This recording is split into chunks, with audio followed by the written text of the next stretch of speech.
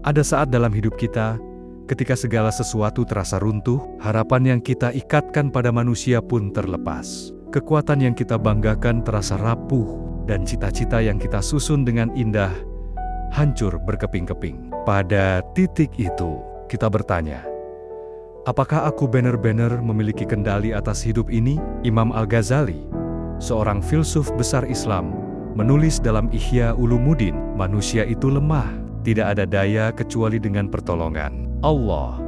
Maka barang siapa bersandar pada dirinya sendiri, ia tersesat. Barang siapa bersandar pada makhluk, ia dihina. Barang siapa bersandar pada dunia, ia binasa. Hanya yang bersandar pada Allah yang selamat. Kita hidup dalam ilusi kendali. Kita pikir bahwa dengan kerja keras, dengan rencana, dengan kecerdikan, kita bisa menaklukkan dunia. Namun, Al-Quran membongkar ilusi itu. Dan tidak ada sesuatu pun melainkan di sesinia khazanahnya, dan kami tidak menurunkannya, melainkan dengan ukuran tertentu. Qurebi Surah Al-Hir, ayat 21. Ayat ini seolah menampar kesombongan kita. Setiap tetes air, setiap helaan napas, bahkan denyut jantung yang kita anggap biasa, tidak pernah lepas dari takdir Allah. Berpasrah diri 100% kepada Allah bukan berarti pasif. Bukan berarti menyerah tanpa usaha. Itu adalah kesadaran tertinggi bahwa kita adalah hamba, dan hamba sejati hanya memiliki satu tempat bergantung, Robnya. Kita semua pernah merasakan lelah, bukan hanya lelah tubuh, tetapi lelah batin. Lelah menunggu sesuatu yang tidak kunjung tiba. Lelah dikhianati, lelah merasa tak dihargai. Disinilah musuh terbesar kita bersembunyi.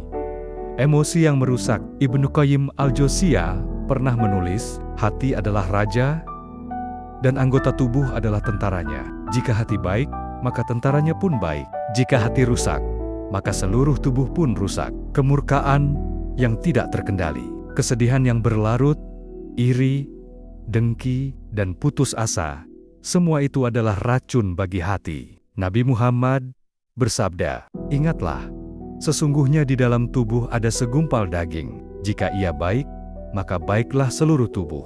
Jika ia rusak, maka rusaklah seluruh tubuh. Ketahuilah, itulah hati. Hadis, riwayat Bukhari dan Muslim. Kita tidak bisa berpasrah kepada Allah bila hati masih dikendalikan oleh emosi yang gelap. Pasrah bukan berarti membiarkan diri larut dalam luka. Pasrah adalah meletakkan luka itu di hadapan Allah, lalu berdoa, ya Allah, aku tidak mampu mengendalikan ini tanpamu. Bayangkan dirimu berada dalam kegelapan malam yang pekat. Tidak ada cahaya, tidak ada arah, dan engkau berjalan dengan tangan gemetar. Begitulah hidup tanpa tawakal. Kita tersesat dalam ketidakpastian. Namun, Allah berfirman, dan barang siapa bertawakal kepada Allah, niscaya Allah akan mencukupinya. Quran Surah At-Talaq ayat 3. Ayat ini adalah jaminan, bukan sekadar kata-kata puitis. Tawakal adalah cahaya yang menyinari langkah di tengah kegelapan. Ketika engkau pasrah 100% kepada Allah, engkau tidak lagi takut kehilangan, karena engkau tahu bahwa apapun yang hilang bukanlah milikmu. Filsuf Islam Ibnu Arabi mengatakan, tawakal bukan sekadar menyerahkan urusan kepada Allah, tetapi meniadakan ego, hingga yang tersisa hanyalah kehendak naya yang berlaku atas dirimu. Berpasrah bukan lagi sekadar tindakan, tapi sebuah metamorfosis. Engkau tidak lagi bertanya, mengapa hidupku begini? Melainkan, apa yang Allah ingin aku pelajari dari ini? Musuh terbesar manusia bukanlah orang lain, bukan pula setan yang menggoda dari luar. Musuh terbesar adalah diri kita sendiri. Rasulullah bersabda, ketika beliau pulang dari medan perang, kita baru saja kembali dari jihad kecil menuju jihad yang lebih besar. Para sahabat bertanya, apakah jihad yang lebih besar itu, wahai Rasulullah? Beliau menjawab, jihad melawan hawa nafsu. Hadis riwayat Baihaqi. Ketika marah membakar, ketika iri meracuni, ketika syahwat menguasai, saat itulah pertarungan terbesar terjadi. Menang dalam pertarungan ini hanya mungkin bila kita berpasrah total kepada Allah. Al-Farabi, seorang filsuf Islam, berkata, kesempurnaan jiwa hanya mungkin ketika ia mampu mengendalikan dorongan rendahnya dan mengarahkan seluruh potensinya pada kebaikan yang abadi. Pasrah 100% berarti mengakui kelemahan diri. Kita tidak bisa menaklukkan nafsu dengan ego. Hanya dengan berserah pada Allah, jiwa mendapat kekuatan untuk menundukkan hawa nafsu yang liar. Ketika engkau benar-benar pasrah, ada sesuatu dalam dirimu yang runtuh. Ego adalah benteng palsu yang kita bangun. Aku mampu, aku kuat, aku bisa. Namun setiap kali benteng itu runtuh, jiwa kita justru semakin dekat dengan Allah.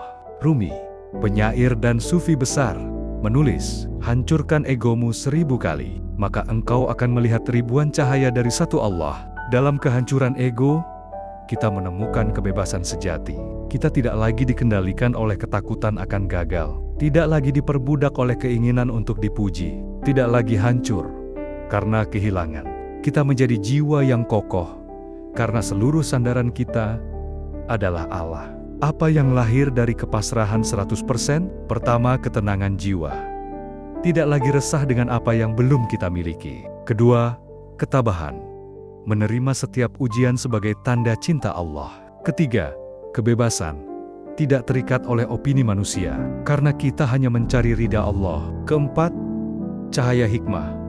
Allah membukakan jalan keluar yang tidak terduga. Allah berjanji, barang siapa bertakwa kepada Allah, niscaya Dia akan memberikan jalan keluar baginya dan memberinya rezeki dari arah yang tidak disangka-sangka. Quran Surah At-Talaq ayat 2-3. Kita semua berjalan di atas jalan takdir. Ada luka, ada kehilangan, ada cinta, ada kemenangan. Tetapi satu hal yang pasti, kita tidak pernah berjalan sendiri. Pasrah total adalah ketika kita berkata dalam hati, "Ya Allah, Engkau adalah penguasa hidupku. Aku lemah, Engkau maha kuat. Aku bodoh, Engkau maha bijaksana. Aku fana, Engkau kekal." Itulah inti perjalanan seorang insan Islam sejati. Menyadari kefanaan diri, lalu larut dalam keabadian Allah. Wahai jiwa yang mendengar, apakah engkau masih takut kehilangan? Apakah engkau masih resah dengan takdir? Tidakkah engkau sadar bahwa semua itu hanya ujian untuk memurnikan hatimu? Mari kita pasrah total. Bukan pasrah yang putus asa, tetapi pasrah yang membangkitkan. Pasrah yang menjadikan kita kuat melawan diri sendiri, tabah menghadapi luka, dan bebas dari belenggu dunia. Ingatlah, Rasulullah pernah berdoa, "Ya Allah, ya Allah, janganlah Engkau serahkan diriku kepada diriku sendiri, walaupun sekejap mata." Hadis riwayat Abu Daud. Karena jika Allah menyerahkan kita pada diri kita sendiri, kita akan binasa. Tetapi jika kita berserah total kepadanya, kita akan selamat, kita akan teguh, dan kita akan menang. Sekarang mari kita akhiri dengan satu renungan dari Al-Quran. Cukuplah Allah bagiku, tidak ada Tuhan selain Dia. Hanya kepadanya aku bertawakal, dan Dia adalah Tuhan yang memiliki arsy yang agung. Quran Surah At-Taubah ayat 129. Inilah senjata kita, inilah perisai jiwa kita. Ketika kita benar-benar pasrah 100% kepada Allah, kita tidak lagi hancur oleh kegagalan, tidak lagi tenggelam oleh kesedihan, dan tidak lagi terikat oleh dunia. Kita menjadi hamba yang bebas. Bebas karena seluruh hidup kita hanya untuk Allah. Dan dalam kebebasan itulah kita menemukan makna sejati, bahwa kepasrahan bukanlah akhir, melainkan awal dari kemenangan yang abadi.